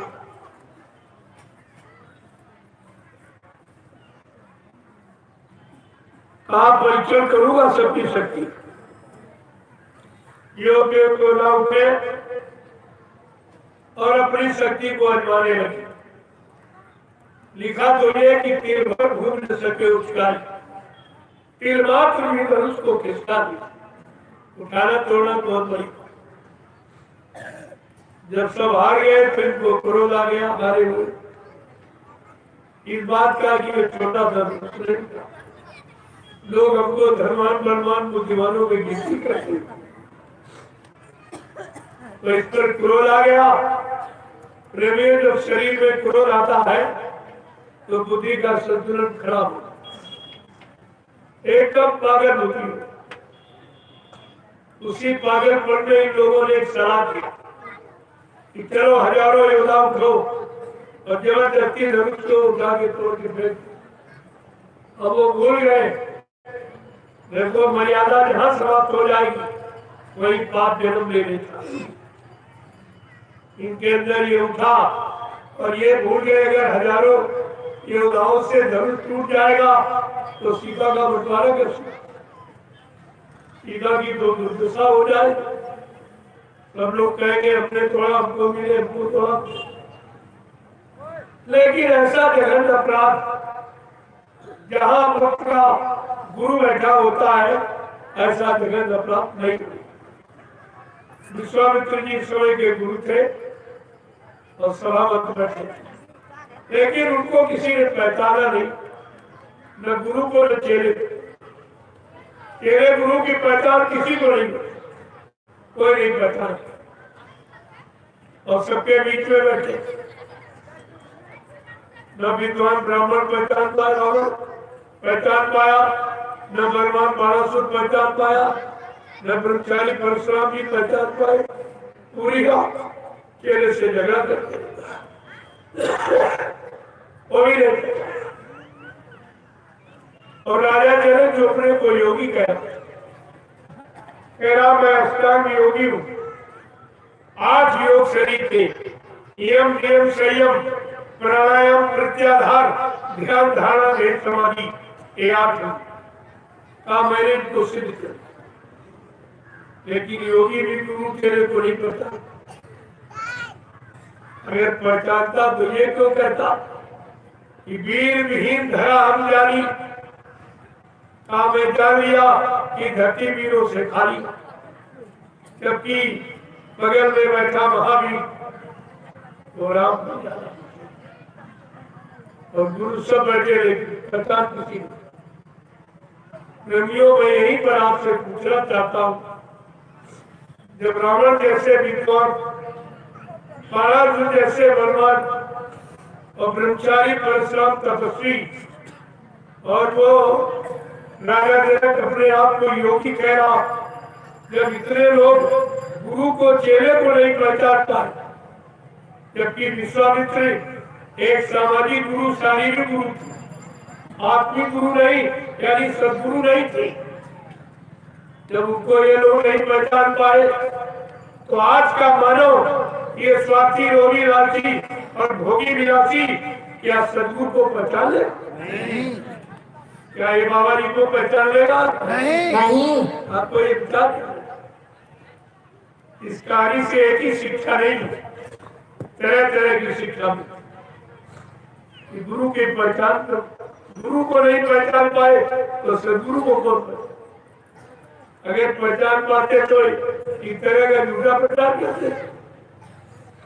यही इनकी अज्ञानता का परिचय है। प्रेमियों जब सब हार गए अब दूसरा प्रश्न खड़ा होता है गुरु कब बोलता है कब अपने चेलों को आदेश देता। ये दूसरा प्रश्न। तो विश्वामित्र जी कब बोले? चाहते तो राम को सर्वप्रथम आदेश देकर धनुष तोड़वा सकते लेकिन नहीं। अगर ऐसा कहते तो लोग झगड़ा करते कहते तुम्हारा चेहरा बहादुर है क्या ये काम हम नहीं कर सकते। इसलिए गुरु सबको मौका दे सबको मौका देते समझ देते। जब कोई काम नहीं कर पाता सब हार जाते तब गुरु अपने चेहरों को आते। विश्वामित्र ने जब देखा कि सब हार गए कहकर तेरे सब दंड प्रणामा दंडवत प्रणाम करके धनुष को जब चले तब गुरु ने सोचा अब मेरे बोलने का समय उचित। तो सब हार गए अब मेरी बात लोग माने। तब क्या कहा गोस्वामी महाराज ने क्यों कहा कि विश्वामित्र समय शुभ जानी और बोले अति स्नेह ब्रतुभाषी। कब बोले? अपना उचित समय मुहूर्त घटी जानता है। तब विश्वामित्र बोले मृदुवाणी मीठी वाणी से अपने चेलों को आदेश दिया। क्या आदेश दिया कि उठव राम भंजव शिव चापू और मेटव तापू जनक पर तापू। उठो ये नहीं कहा उठो जरूर तोड़ो शादी करो। कहा नहीं राजा जनक ये दुख से जल रहा तुम उठो उसके दुख को दूर। गुरु का आदेश दुख दूर करने के लिए होता है। स्वार्थ लोलाद रात पात धन दौलत मान सम्मान पाने के लिए नहीं। देखो कितनी शिक्षा आपको उस एक ऐतिहासिक यानी तुमसे कितनी शिक्षा। अब चौथा प्रश्न फिर हल होगा कि जब गुरु विश्वामित्र ने आदेश दिया तो चेला राम शंका में आ गई। शंका स्वाभाविक है क्योंकि राम ने अपने हाथों के सामने बड़े बड़े योद्धाओं को आजमाते देखा कि धनुष नहीं था, और 1000 योद्धा मिलके उठाने गए, वो भी नहीं उठा पाए। ये सब बड़े आंखों से देखा। तो राम शंका में आ गए, क्या गुरु महाराज ने बगैर सोचे समझे आ देते, हमारे से काम नहीं। अगर शिष्य को अपनी शक्ति का एहसास करा दिया जाए तो अहंकार आते देर नहीं। इसलिए काम तो आपसे कराया जाएगा, लेकिन एहसास आप नहीं कर सकते। इससे हुआ कैसे हुआ, यही गुरु की महिमा, यही महिमा। काम भी करा लेंगे और तुम्हारे से और तुम्हारे में अहंकार भी नहीं आवे। तो विश्वामित्र ये नहीं कि भाई, जब राम को शंका आ गई विश्वामित्र के आदेश से, क्या तुम्हारी तरह राम अपने गुरु को छोड़ के भाग गए? जरा समझो, इससे तुम्हें भी सीख लेनी चाहिए। तुम्हारी तो कोई परीक्षा नहीं ली गई, वहां तो कठिन परीक्षा थी, फिर भी शंका आई, लेकिन शंका में गुरु और गुरु शरण चरण को कभी नहीं छोड़ा। क्या लिखा है गोस्वामी बात कि गुरु ही प्रणाम मन ही मन कीना, और तब राघव उठाए धनु दीना। अंदर में गुरु को प्रणाम किया, जय गुरुदेव जय गुरुदेव जय गुरु जी, हमारी जय पराजय तुम्हारे ही आदेश आपने दिया है, शक्ति बल आपको देना पड़ेगा, मेरे से कुछ होने वाला नहीं। नहीं विद्या नहीं बाहुबल नहीं खच्चर के नाम गोसे प्रतितपम की तुम बतरा। ऐसा भाव जब शिष्य के अंदर अपने गुरु के प्रति होता है, वो शिष्य सफलता का प्रतीक, उसे सफलता मिलती। यहाँ तो बगैर परिचय से सब छोड़ के भागे, कोई दिखाई नहीं दे रहा, कोई इधर बढ़ गया कोई इधर, और भगवानों पर तुम विश्वास करते हो, और वहां से बच जाएगा दूसरी के, तो तुम क्या करो?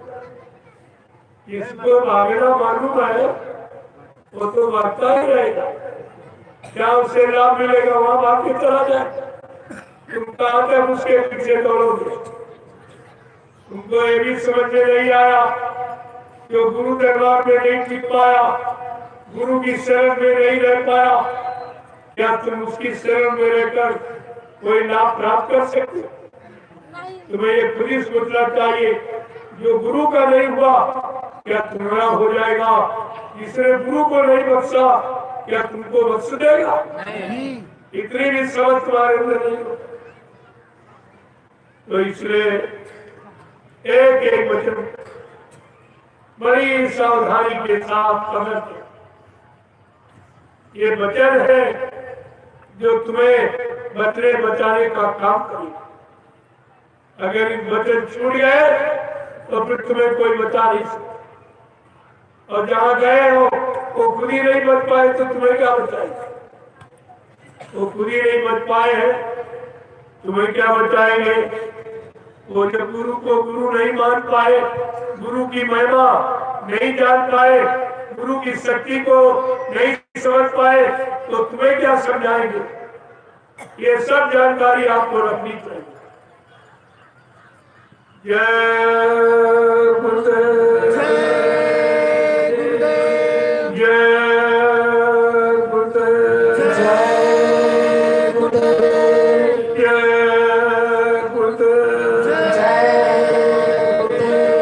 जय गुरुदेव नाम किसका? प्रभु का, जय गुरुदेव नाम किसका? प्रभु का, प्रभु का प्यारा नाम। जय गुरुदेव। अब आप लोग खड़े हो जाओ।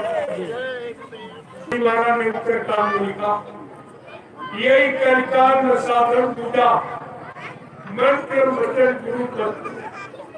इस कलयुग में कोई साधन नहीं, मनसा वाचा करना, गुरु के आदेश वक्रों का पालन करना, यही तो भक्ति ही सर्व है।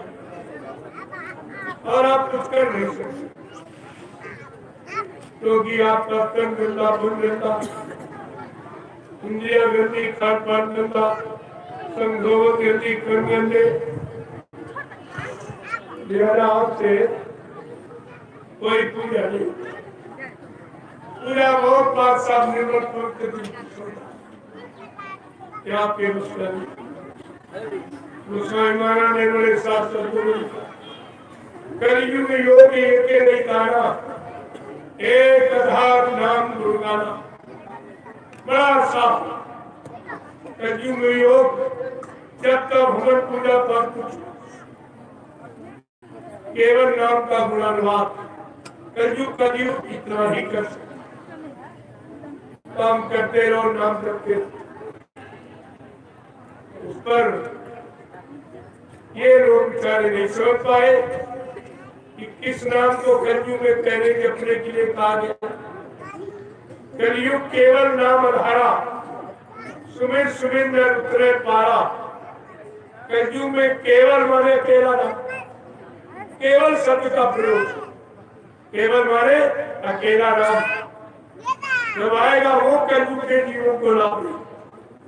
कितने नाम आज तक आए, सब सहायक शक्तियों के साथ, ब्रह्मा सावित्री के साथ, विष्णु लक्ष्मी के साथ, शंकर जी पार्वती के साथ, राम सीता के साथ, कृष्ण राधा के साथ, देवता देवी के साथ। लेकिन गोस्वामी जी महाराज ने जो इशारा किया, कलयुग केवल नाम आधार, कलयुग में अकेला नाम वो जीवों का आधार होगा, जीवों को लाभ देगा, सुख शांति देगा, उनके मन बुद्धि चित्त को बदल देगा। केवल मारे अकेला नाम, गुरु अकेला, आगे दे पीछे दे लगा, आगे जय तो श्रेष्ठवरी, जय राम जय कृष्ण जय हनुमान सबके आगे लगा। देव जो तुम्हें सब कुछ दे, बदले में कुछ न ले, उसको कहते हैं देवता। आज तक आपको ये नहीं बताया गया ऐसे कौन से देवता जो आपको सब कुछ देते और बदले में आपसे कुछ नहीं लेते। पहला धरती देवता जिस पर आप रहते, क्या ये किराया मांगती है? लेकिन जो कब्जा कर लेते हो किराया मांगते। धरती माता किसी से किराया, इतने बुरे काम, गंदे काम सबसे धरती पर करते हो, गंदगी धरती पर फैलाते हो, लेकिन धरती मां कभी बदले की भावना नहीं, कभी। दूसरा है सूर्य देवता, पूरे दिन आपको प्रकाश देता, एक नया पैसा से नहीं। तीसरा चंद्र देवता, चंद्रमा पूरी रात आपको रोशनी देता है और सबसे महत्वपूर्ण जीवन शक्ति ऑक्सीजन प्रदान करता, ऑक्सीजन। और एक पैसा से नहीं, यहाँ किसी से ऑक्सीजन मांगो बगैर पैसे नहीं है। चौथा है जल देवता, मूसलाधार बारिश होती, सारी प्रकृति को हरा भरा कर देती, लेकिन एक पैसा किसी से नहीं। अगर यहाँ कोई पानी की अपनी व्यवस्था बना ले तो बगैर पैसे आपको पानी नहीं दी। और पांचवा है वायु देवता, इतनी शीतल मंद हवा चलती, एक पैसा आपसे नहीं मांगती। सरकार की बनाई पूरे पंखा एसी का प्रयोग करो, हवा लो, तुरंत पैसा मिल जाए। ये देवता है जो आपको सब कुछ देते, बदले से कुछ नहीं देते। और छठा है संत सदगुरु देवता, ये अनोखा देवता। ये पांच देवता तो आपको केवल शारीरिक लाभ देते, लेकिन संत सदगुरु ऐसा देवता है जो शारीरिक सुधार और जीवात्मा का उद्धार, ये दोनों काम कराता और बदले में आपसे कुछ नहीं। ये आपके साथ में और आपको समझना चाहिए कि कौन देवता हमारे लिए क्या दे रहा है। कितनी बात तो जानकारी आपको हासिल कर ही दी।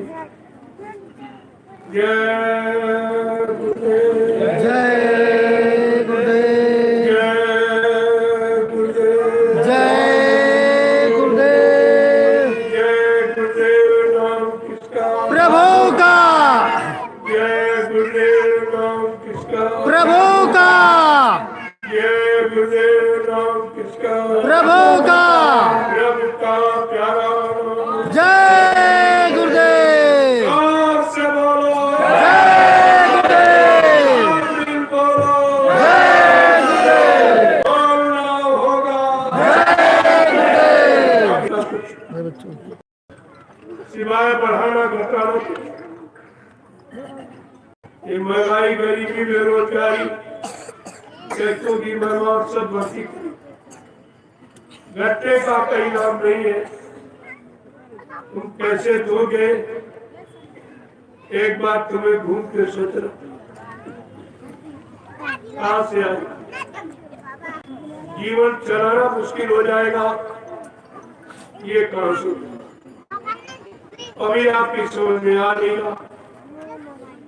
महात्मा सब तरफ से आपको सचेत करते न हो नचे तो ये तुम जानो तुम्हारा काम जाने लेकिन ये नहीं कर सकते हो कि हमको किसी ने छिपाया नहीं जगाया इसलिए चौमुखी ज्ञान आपको दिया था चारों कैसे अपने आप को बचाओगे कैसे सुख शांति जारी रख पाओगे ये आपको एक बार इस पर विचार मैं तो इशारे में सब कुछ आपसे कर देता वो आप इशारा न समझ पाओ बात लेकिन कोई चीज बाकी नहीं। हमारी प्रार्थना है कि आप सब लोग सहकारी हो जाओ और भजन करो सुबह शाम 8 घंटे अपना खेती का दुकान का था बिजली व्यापार मजदूरी जो भी माल बच्चों के लिए पालन पोषण के लिए करते हो आप के लिए मदद लेकिन सच्चाई ईमानदारी है ताकि किसी का कर्म कटा तुम्हारे बच्चन है। और शाम को सोने के पहले भोजन के पहले 1 घंटा मनुष्य रूपी मंदिर में ये आत्मा का भाग यहाँ बैठकर परमात्मा का सच्चा भजन रूह से खुदा की सच्ची इबादत करो इसी जिस्मानी मर्जी और कहीं कबूल नहीं होगी किसी के ये आपको करना है। इतना सरल है कोई खर्चा नहीं फिर भी नहीं कर पाए तो इससे सरल और कोई रास्ता आपके बचने का वो आपको बता दिया गया कि किस तरह से आपको करना इसलिए समझदारी से अच्छा रहेगा कहना तो बहुत कुछ लेकिन धीरे धीरे बताऊंगा थोड़ा ताकि आपको याद रहे सब बता दूंगा भूल जाते इसलिए ये 5 दिनों का समय इसलिए 5 दिन में आपको सब सारा भेद खोल के तुम्हारे सामने रखूंगा मानना न मानना समझना ये आपका काम है। जय गुरुदेव जय गुरुदेव खुद प्रेमी झंडे की प्रतिमा कर वो भी आपका एक बिना पैसे की सौदे किए दुआ है। इस दरबार में सब बिना पैसे कहीं आपको सब नहीं और ये कहीं आपको मिलेगा दुनिया में तुम कहीं चले जाओ बगैर पैसे का कहीं कोई सामान नहीं मिलता। यही एक ऐसा संतों का सच्चा दरबार है जहाँ से मुफ्त निःशुल्क आपको सब कुछ बदले में आपसे कुछ नहीं दिया फिर भी न ले पाए तो फिर तुम जानो नहीं तुम जय गुरुदेव जोर से बोलो दिल बोलो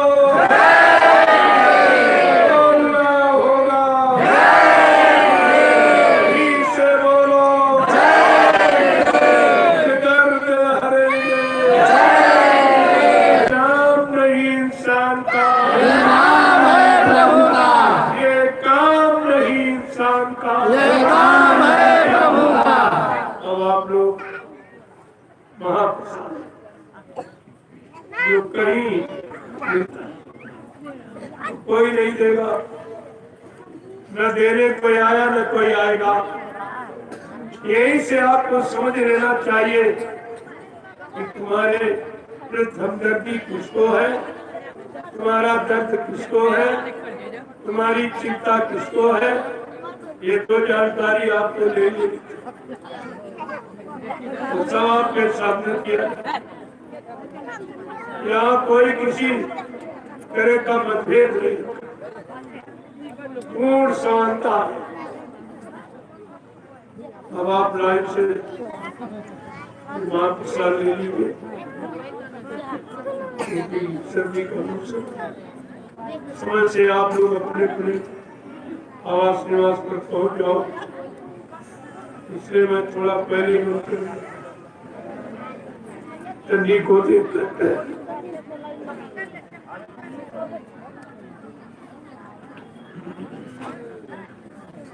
देखो, झंडे की परिक्रमा बहुत अनुमत, ये काम कोई नहीं कर सकता।